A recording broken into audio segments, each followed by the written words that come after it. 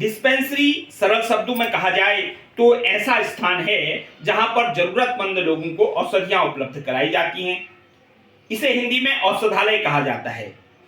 औषधालय एक ऐसा स्थान है जहां पर व्यक्ति अपने रोगों के निवारण के लिए दवाई प्राप्त करता है। द ब्रिटानिका डिक्शनरी के अनुसार ए प्लेस वेयर मेडिसिन और minor medical treatment is given. वैसे तो शब्द के अर्थ से प्रतीत होता है कि जिस स्थान पर औषधि की डिस्पेंसिंग होती है वह डिस्पेंसरी है। सही भी बात है, डिस्पेंसिंग के नाम से डिस्पेंसरी पड़ा है, तो डिस्पेंसिंग वहां पर होगी जहां पर रजिस्टर्ड मेडिकल प्रैक्टिशनर द्वारा प्रिस्क्रिप्शन लिखा जाएगा। जब रोगी अपने रोग के निवारणार्थ किसी चिकित्सक के पास जाता है, मेडिकल ऑफिसर के पास जाता है, तो वहां पर क्या होता है, मेडिकल ऑफिसर उसका भौतिक परीक्षण करते हैं, आवश्यकता अनुसार उनका पैथोलॉजिकल जांचें कराते हैं, रेडियोलॉजिकल जांचें कराते हैं। उन पैथोलॉजी और रेडियोलॉजिकल जांचों और फिजिकल उसको की डायग्नोसिस के बाद उनके द्वारा प्रिस्क्रिप्शन पर औषधियां लिखी जाती हैं और वो औषधियां वहां की फार्मेसी यूनिट के पास जाती हैं। तो फार्मासिस्ट जो औषधियों की डिस्पेंसिंग करता है, फार्मासिस्ट ने जो औषधियां इस प्रॉपर स्टोरेज की हुई हैं, फार्मासिस्ट ने जिन औषधियों का गुणवत्ता परीक्षण किया हुआ है, उन औषधियों को फार्मासिस्ट द्वारा डिस्पेंसिंग करनी होती है। इसलिए डिस्पेंसरी शब्द सीधे डिस्पेंसिंग से संबंधित है। प्रिस्क्रिप्शन एक वैधानिक दस्तावेज होता है जो डिस्पेंसिंग के लिए आवश्यक होता है। उसमें प्रिस्क्रिप्शन में रोगी से जुड़ी महत्वपूर्ण जानकारियां अंकित होती हैं, उसके रोग से जुड़ी जानकारी अंकित होती है। तो आपने प्रिस्क्रिप्शन के तत्वों का विस्तृत अध्ययन कहां पर किया है? कम्युनिटी फार्मेसी एंड मैनेजमेंट के तहत अपने डिप्लोमा कोर्स में। तो एक फार्मासिस्ट के रूप में हमें प्रिस्क्रिप्शन की बारीक जानकारी होना आवश्यक है। तो आप सभी ने वो पढ़ा होगा, लेकिन यहां पर मैं कहना चाहूंगा, क्योंकि मैं एक प्रैक्टिकल फार्मासिस्ट हूं जिसको 17-18 साल सरकारी सेवा में डिस्पेंसिंग करते हुए हुआ है, तो डिस्पेंसरी एक ऐसा स्थान है जहां पर रजिस्टर्ड मेडिकल प्रैक्टिशनर द्वारा लिखे गए प्रिस्क्रिप्शन पर रजिस्टर्ड फार्मासिस्ट द्वारा दवाइयां रोगी के को हैंडओवर कराई जाती हैं। तो ये रोगियों को दवाई हैंडओवर कराई जाती है, तो इतने से क्या चिकित्सालय संचालित होता है? आप फार्मेसी के स्टूडेंट हैं, आप राजकीय पॉलिटेक्निक में अध्ययन कर रहे हैं, कल को आपने फार्मासिस्ट बनना है, आप फार्मेसी की भावी पीढ़ी हैं। तो जरा ध्यान से सुनिएगा, आप फार्मेसी की भावी पीढ़ी हैं और आपको अपने अधिकार दायित्व के साथ साथ लिमिटेशंस का भी पता होगा। कल की तब आप जो है बहुत अच्छी फार्मेसी अपनी चला पाएंगे, चाहे आप फार्मेसी प्राइवेट क्षेत्र में चलाएं, चाहे आप फार्मेसी सरकारी क्षेत्र में चलाएं, लेकिन आपको फार्मासिस्ट के दायित्व, कार्य दायित्व और लिमिटेशन का ज्ञान होगा तो बहुत अच्छा होगा। तो सबसे पहले, क्योंकि हम राजकीय सेवा से हैं, तो आपको राजकीय सेवा के अनुभवों को बताते हुए आपको किस तरह से जो है राजकीय क्षेत्र में डिस्पेंसरी का संचालन होता है, किस तरह से एक फार्मासिस्ट द्वारा डिस्पेंसरी का संचालन होता है, ये बताने के लिए इसमें मेरा एक लेक्चर आपके यहाँ रखा गया है। तो मुझे आप सभी लोगों को ये बताना है कि हम किसी भी चिकित्सा यूनिट में या चिकित्सा इकाई में जाते हैं तो वहां पर 3 तरह के डिपार्टमेंट मिलेंगे। आप हमारे राजकीय उप जिला चिकित्सालय लोहाघाट जाइए तो 3 तरह के पहले डिपार्टमेंट होंगे। एक ओपीडी डिपार्टमेंट होगा, आउट पेशेंट डिपार्टमेंट जिसको बहिरंग रोगी डिपार्टमेंट कहेंगे, और एक आईपीडी डिपार्टमेंट होगा, इंडोर डिपार्टमेंट, और इमरजेंसी होगी। सबसे पहले रोगी ओपीडी में जाता है। ओपीडी एक ऐसा स्थान है जहां पर आपको लगा कि मुझे ये दिखाना है, पेट में गड़बड़ रहती है, पता नहीं क्या रहता है, तो किस तरह की बीमारियां हैं, ब्लड प्रेशर हाई रहता है, तो इस तरह से आप जो है किसी चिकित्सक को दिखाने के लिए आप ओपीडी में जाएंगे, निर्धारित शुल्क दे करके पर्चा कटाएंगे। वो प्रिस्क्रिप्शन का ही स्वरूप होगा वो पर्चा, उसको लेकर के आप जो है चिकित्सक के पास जाएंगे। चिकित्सक आपके भौतिक परीक्षण करेंगे, आपकी जो भी जांचें करानी है उसके बाद आपके लिए मेडिसिन लिखेंगे, दवाइयाँ लिखेंगे। वो दवाइयाँ लेकर के आप वो प्रिस्क्रिप्शन लेके आप फार्मेसी यूनिट में जाएंगे, तो फार्मासिस्ट आपको डिस्पेंसिंग करेंगे, दवाई के बारे में बताएंगे, कैसे खानी है बताएंगे। खाली दवाई काट कर देना ही लक्ष्य नहीं है, बल्कि आपने रोगी पर नजर रखनी है। तो इसके बारे में अभी पीछे आऊंगा। तो मैंने बताना है कि आउटडोर में क्या होता है, इंडोर में क्या होता है। इंडोर में जब कोई रोगी अत्यधिक बीमार होता है, वो ओपीडी में गया, चिकित्सक को लगा कि इसको तो तत्काल हॉस्पिटल में एडमिट करने की जरूरत है, तो वो एडमिट करते हैं।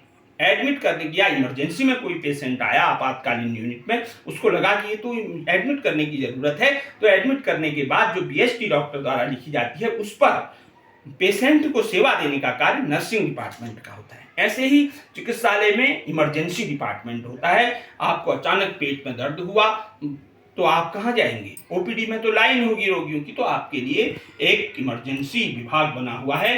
या चोट लग के कोई आया है, तुरंत इमरजेंसी में डाला जाएगा, फिर आवश्यकता अनुसार विशेषज्ञ बुलाए जाएंगे। तो उत्तराखंड राज्य में इमरजेंसी में अब तक फार्मासिस्ट का प्रावधान रहा है। फार्मासिस्टों द्वारा इमरजेंसी में बहुत जबरदस्त काम किए गए हैं। तो उसमें जो साफ साफ उत्तराखंड फार्मासिस्ट की ड्यूटी लिस्ट में लिखा गया है कि he shall attend the emergency cases in absence of medical officer. तो आप मेडिकल ऑफिसर के एब्सेंस में जो है इमरजेंसी केसेज अटेंड करेंगे, तो आपका इसका मतलब ऐसा सिलेबस है, आपने ऐसा अध्ययन करना है, आपने इस ओर बढ़ना है कि आप किस तरह से जो है इमरजेंसी केसेज अटेंड करेंगे। तो यही बताने के लिए मैं आपके पास आया हूँ।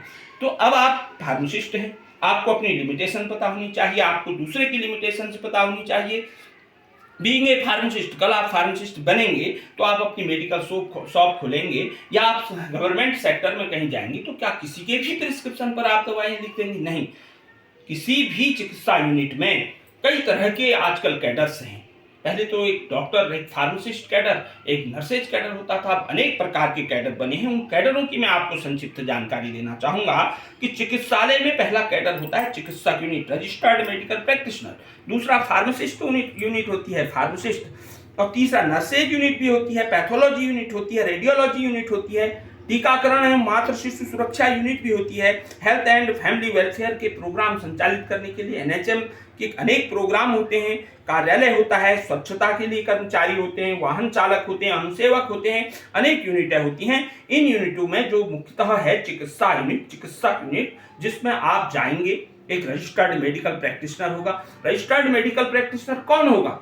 रजिस्टर्ड मेडिकल प्रैक्टिशनर के लिए नेशनल मेडिकल कमीशन ने स्पष्ट बताया है कि जो नेशनल मेडिकल कमीशन में रजिस्टर्ड है, जिसने न्यूनतम एमबीबीएस की डिग्री मान्यता प्राप्त संस्थान से हासिल की है, वही जो है रजिस्टर्ड मेडिकल प्रैक्टिशनर है। उसी की योग्यता न्यूनतम शैक्षिक योग्यता है।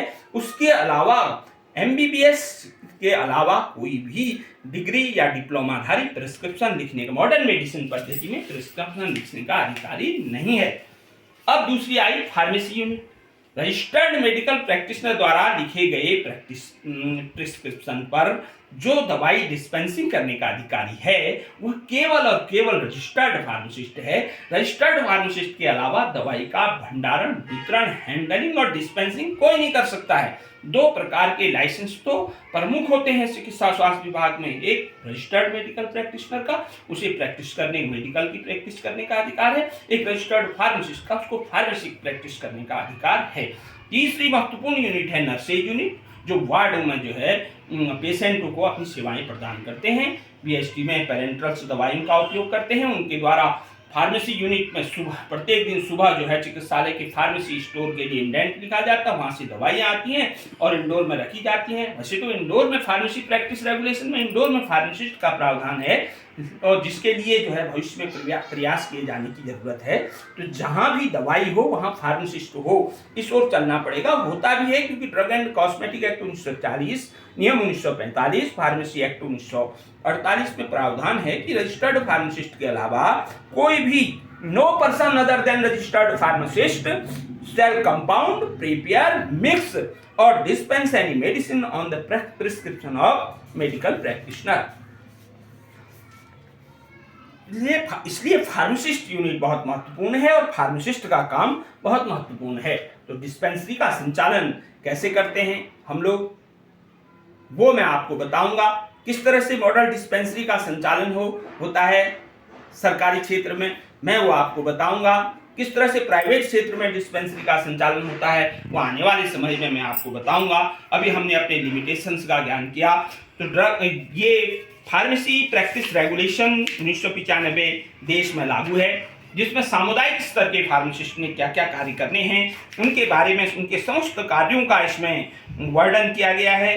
उसमें सामुदायिक स्तर पर जनता को औषधियाँ प्रदान करना प्रिस्क्रिप्शन पर, या सुनिश्चित करना कि उनका उपचार संगत है, दवाई की मात्रा को चेक करना, डोज की मात्रा को चेक करना, स्टॉक पर नजर रखना, औषधि पत्रों के बारे में डॉक्टरों से संपर्क करना, ओवर द काउंटर औषधियों को बेचना, छोटी छोटी बीमारियों के इलाज में जनता को परामर्श और सलाह देना, ये भी फार्मेसी प्रैक्टिस रेगुलेशन में लिखा है। क्या लिखा है? छोटी छोटी बीमारियों पर जनता को, इलाज पर जनता को परामर्श देना और सलाह देना। कई प्रकार की बातें हैं, जैसे कि रक्तचाप, कोलेस्ट्रॉल स्तर को मॉनिटरिंग करना, कंप्रेशन हॉइजरी को मापना और फिटिंग करना, आपात हार्मोनल गर्भनिरोधक देना, सुई और सिरिंज बदलने की व्यवस्था रखना। तो इस तरह की जो बातें हैं, तो आप पल्स रेट देखना, बुखार नापना, इस तरह का एक डिस्पेंसरी में फार्मासिस्ट को ये चीजें आनी चाहिए।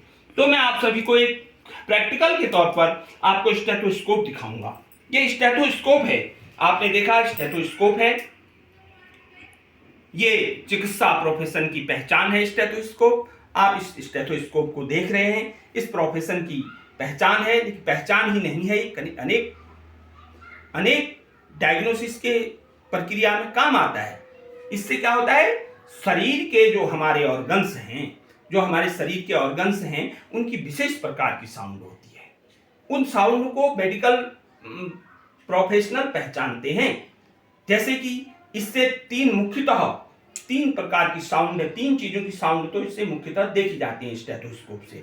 क्या क्या? एक तो हार्ट की साउंड, एक लंग्स की साउंड, एक इंटेस्टाइन की साउंड। हमारे लिए इतना ही काफी होता है बीइंग ए फार्मासिस्ट कि हम जो है, और एक बीपी ब्लड प्रेशर नापते समय वो साउंड समझना। तो यदि हम इसका स्टेथोस्कोप का सिरा थोड़ा आगे की तरफ मुड़ा होता है, पेशेंट की तरफ होता है, तो इसको ऐसे कान में लगाया जाता है। इससे अगर हम हृदय पर लगाएंगे तो इसमें आवाज आती है, लब डब लब डब लब डब। ये स्वस्थ हृदय की पहचान होती है। यदि घर मर्ज की जैसी आवाज आ रही है, हृदय में कुछ रुकावट की जैसी आवाज है, उससे पता चलता है कि कुछ न कुछ बीमारी है, पेशेंट को ईसीजी कराना चाहिए, कार्डियोलॉजिस्ट के पास जाना चाहिए। ऐसे ही लंग्स की आवाजें आती हैं, लंग्स की आवाज में घरघराहट की आवाज आए तो समझना चाहिए लंग्स में इंफेक्शन है। इसी तरह इंटेस्टाइन की आवाज, की विशेष आवाज होती है। हमारी नाभि के चारों तरफ स्मॉल इंटेस्टाइन होती है, थोड़ा दूर लार्ज इंटेस्टाइन होती है। उस इंटेस्टाइन की आवाज को सुनने के काम आता है। मुख्यतः बीइंग ए फार्मासिस्ट, आप फार्मासिस्ट बनने जा रहे हैं, तो ये जो है स्टेथोस्कोप ज्यादातर आपके लिए ब्लड प्रेशर नापने, पल्स रेट जानने, हार्ट रेट जानने के लिए उपयोग किया जाएगा। तो ये अब इसके बाद मैं आपको बीपी एपरेटस दिखाऊंगा। ये बीपी एपरेटस है, इसको स्पिग्नोमैनोमीटर कहते हैं। स्पिग्नोमैनोमीटर इस तरह का होता है, इसमें एक कप लगा होता है, एक पंप लगा होता है और एक यहाँ पर कंट्रोलर लगा होता है।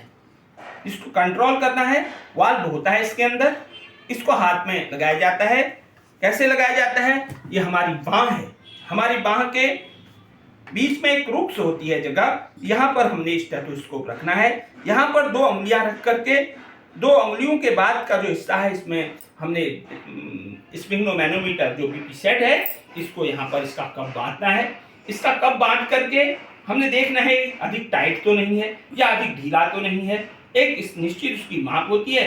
उसके बाद यहाँ पर स्टेथोस्कोप रख के धीरे धीरे उसमें पंप से हवा भर के कंट्रोलर वाल्व से नियंत्रित करते हुए देखते हैं कि जहां तक ऊपर तक ले जा करके ऊपर सिस्टोलिक आवाज, जो ऊंचा ऊपर ब्लड प्रेशर आएगा सिस्टोलिक, नीचे आएगा डायस्टोलिक। एक स्तर से आवाज शुरू होगी और रिलीज करते हुए एक स्तर पर बंद होगी। ये स्पिग्नोमैनोमीटर आर्टरी को कोलैप्स करने के, रिलीज करने के करके अपनी आवाजें बताता है। तो इस तरह से जो है डिप्लोमा फार्मेसी के कोर्स में आप, ठीक है।